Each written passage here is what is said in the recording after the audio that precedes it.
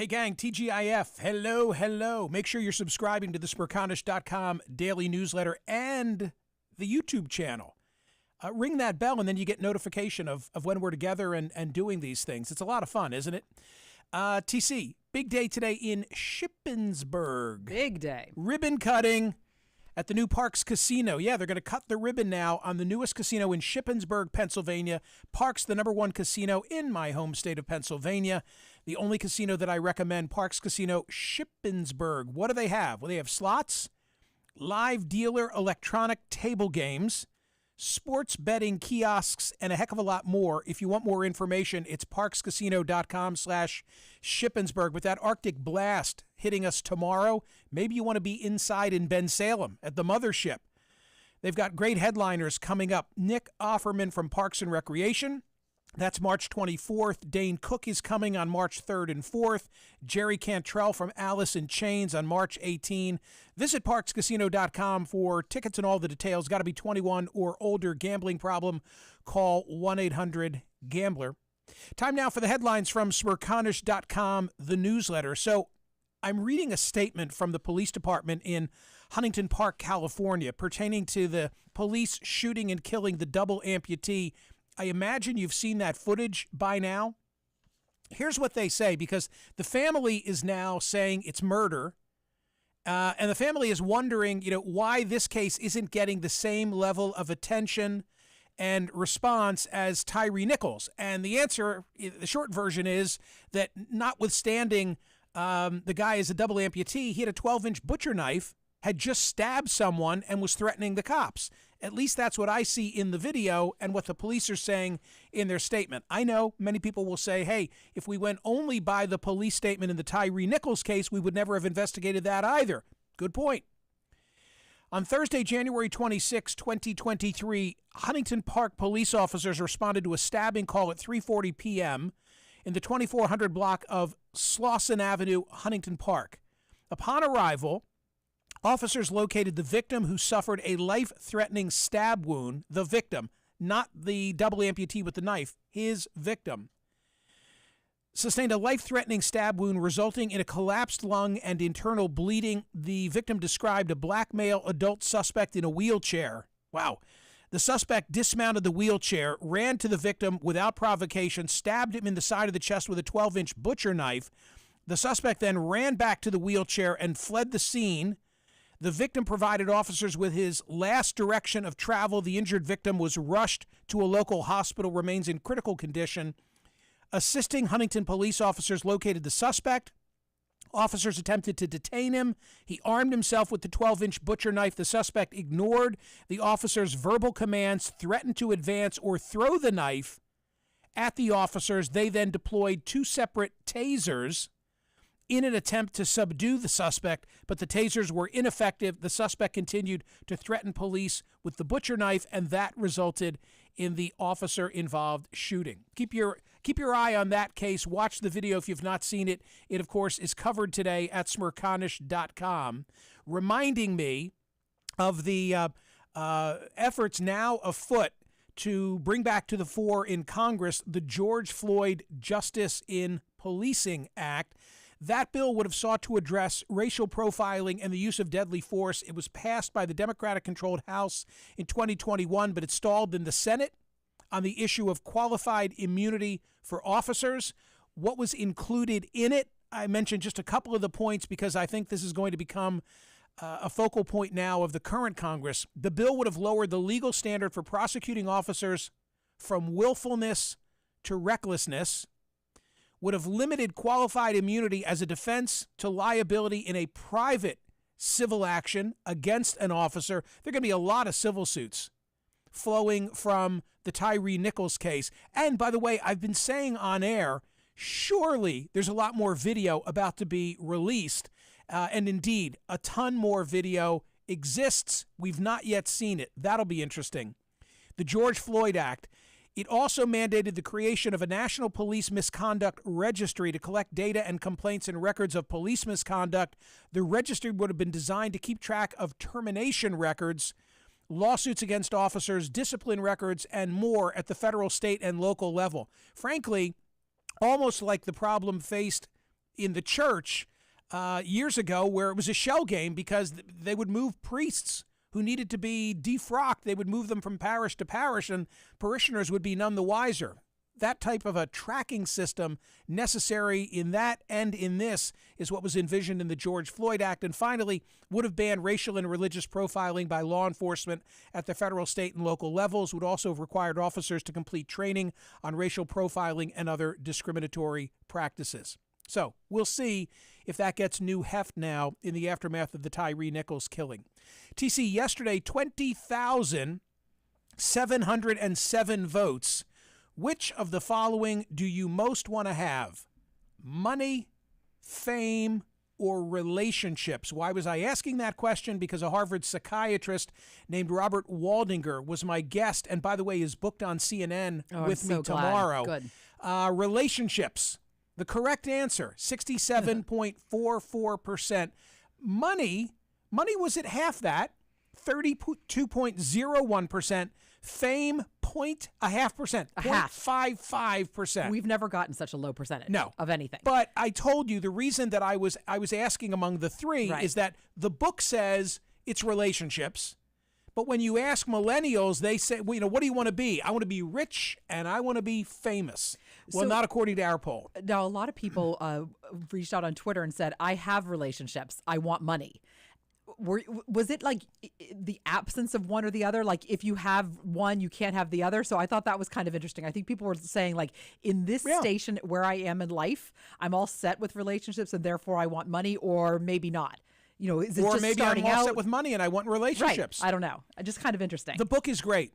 The book is really, really great. And you said how impactful it was. Two deficiencies on the part of the host of the program in conducting the interview yesterday. Do tell. And I went back last night and looked at the index, the subjects of pets and religion. And?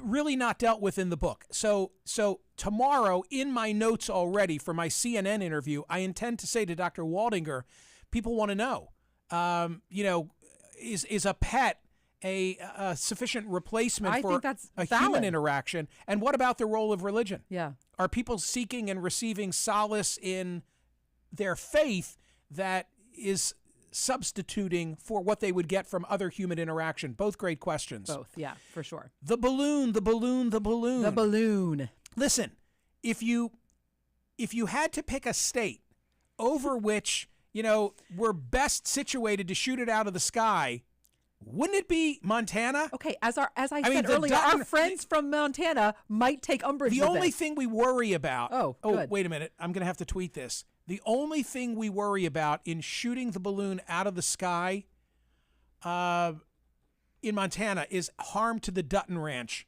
Seriously? It just occurred to me. Absolutely not. You may not. I'm absolutely. No. Shoot it out of the sky unless it's over Yellowstone. Yes. Okay, you are insane. And meanwhile, and this is no laughing matter, Vladimir Putin None of it's laughing. Preparing a massive assault with 500,000 men on two fronts. Putin is feared to be preparing for this new onslaught on Ukraine. Russia believed to be plotting an attack across two new fronts, pushing into eastern and southern Ukraine. So, the tandem of a Chinese threat in terms of spying and a Russian threat in terms of 500,000 individuals, perhaps getting ready for the escalation of battle efforts in Ukraine. Two big stories. Okay, TC, you know that I'm paying close attention to the Alec Murdaugh trial in South Carolina. I know you are. I'm never sure how much to go into this because in the afternoon when I'm preparing for the next day's show, it's playing in the background on Court TV, and I realize that's not the case for, 99.9% of the people who are out there. And no matter what you're doing, you got Court TV, you got Fox News, you're reading 2 books, you're taking photographs, and you're doing Peloton, as we've just discovered. That is correct. All at the same time. Yes, I am the true definition of multitasking. You are. Okay, so Court TV. But I think people are paying attention just because the details are so insane that, as you've said before, if someone pitched this as a story on Netflix or Hulu, they would say, this is too fantastical. This is too far out. Okay, let me try and in 2 minutes. Where are we? Let me try and in 2 minutes give you the beer conversation. Okay, like got it. We're at a bar and you know Great. nothing about it. What's going on? Okay, formerly prominent South Carolina lawyer from a long line of prominent South Carolina lawyers. I mean, for generations, they've ruled the roost in the South Carolina Low Country, on trial for the murder of his wife and son. Okay? This has been a bad week for the defense. Why? Because the man accused, Alec Murdaugh of the murder, says he wasn't there when they were murdered and didn't come to the scene of the murders until a few hours after they were murdered. But the combination this week of cell phone records and a video found on his son's phone, seemed to put him at the scene close in time to the murders, maybe within minutes of the murders. Okay? Number two, a video was introduced yesterday, taken prior to the murders, showing him wearing different clothing than he was wearing when he was interviewed by the cops after he called 911. That was a big thing yesterday. One item of curiosity. By the way, so far I think I'm doing a pretty decent job of just I'm telling enjoying you what my I wanted beer. to tell Go you. ahead. Good. All right. So it is this. You don't need to prove motive. You know, that's like a TV fiction. Like, and you know, you've got to establish the motive. If you don't have a motive, like you could kill me right now, and if you don't have a motive, it doesn't matter. You killed me. It's like, it's not like we're going to say, oh, we can't prosecute TC because we don't know why she did it. Yeah, why did she do it? You did it. Yeah, got it. So just keep that in mind, okay? But, of course, we want to know, and the jurors want to know, why would a man kill his wife and son in cold blood and you know, with guns and blow his head off? It's horrible. Awful. So yesterday, the way court was left was that there were arguments made without the jury being present, where the prosecution now wants to bring in evidence of Alec Murdaugh's financial crimes, stealing money from his law firm, stealing money from his friend, and how his whole world was collapsing. And there's no question that all of that is true, that these things were taking place. He was disbarred. I mean, his life had just become a shambles, in particular a financial shambles. And the defense is saying that it's prejudicial and it shouldn't come in. I don't think the defense argued hard enough yesterday. What they should have said more forcefully was, how does that establish his motive? Because his whole world may have been collapsing financially, but he wasn't going to benefit financially by killing his wife and son. It is not as if he stood to gain insurance monies. Okay? So it doesn't seem to make sense to me as to why. Why are they rolling this? Why are they even even going down this path? Oh, because it just makes him into such a crumb of stealing from his best friend, Right. stealing from the law firm, you know, that was Right. founded by his great-granddaddy or whatever the hell that it was. But I think that it really doesn't explain why he did it. I don't think it really explains why he did it, because think about it logically. If that were the motivation, okay, he kills his wife and son. Let's assume he got away with it. How does that relieve him of the $1 million that he stole from his law firm Seems or his like it friend? doesn't.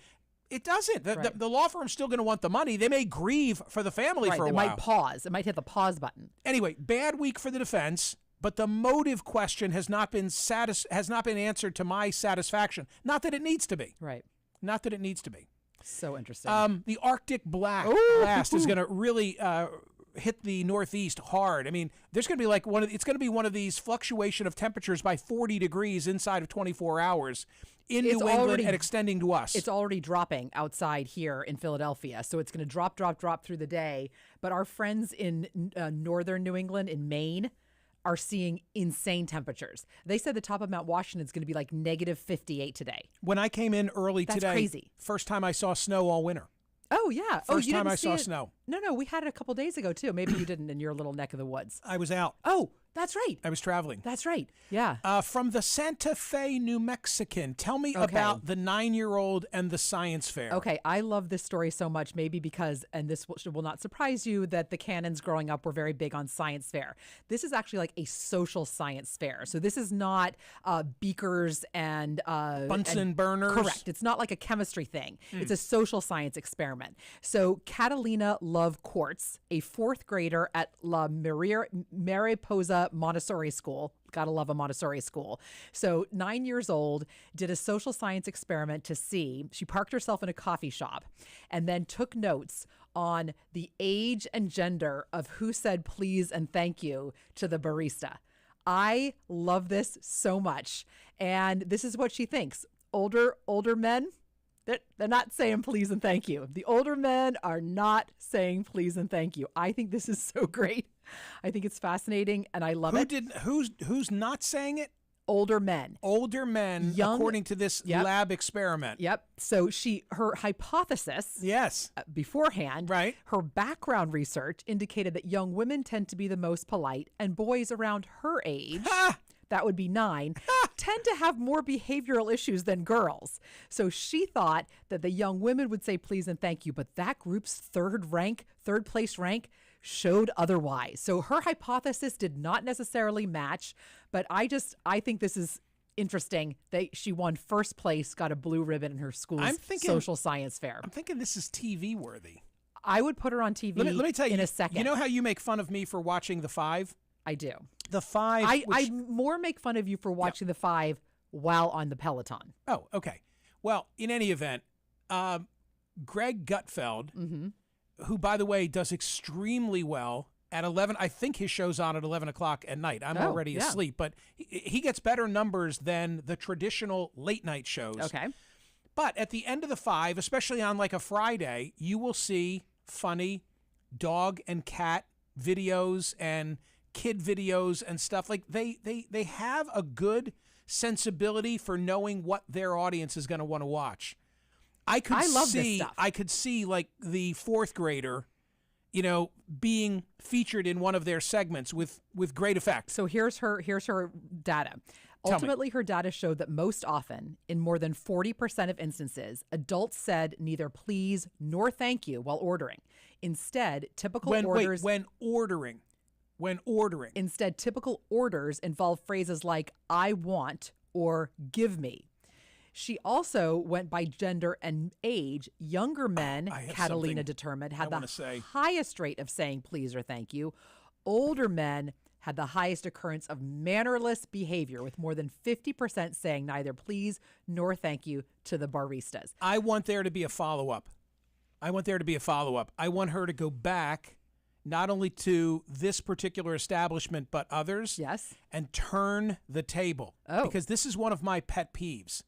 I think that if I owned a retail establishment, I would be so insistent on my cashiers thanking every customer. And I will tell you that 50% of the time when I am out and about, maybe just ordering lunch or whatever the case may be, I get a grunt, if that. Oh. Yeah, I think if I were behind the counter, you know me, I would be effusive. Thank you so much for coming in. Appreciate it. Usually, usually it's a late teen or 20-something. Does management not tell them to thank the customers? I don't know, but I agree. I agree with you on that. But I also think that we should be. I mean, I'm probably polite to a fault. But yes. I would say it.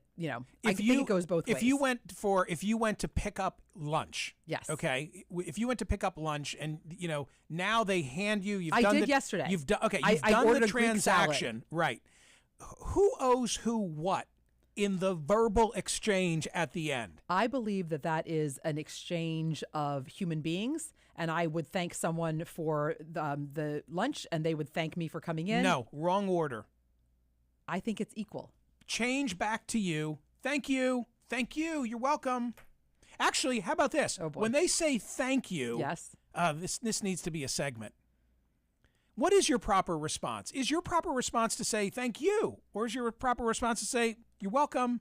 Nobody says you're welcome. right?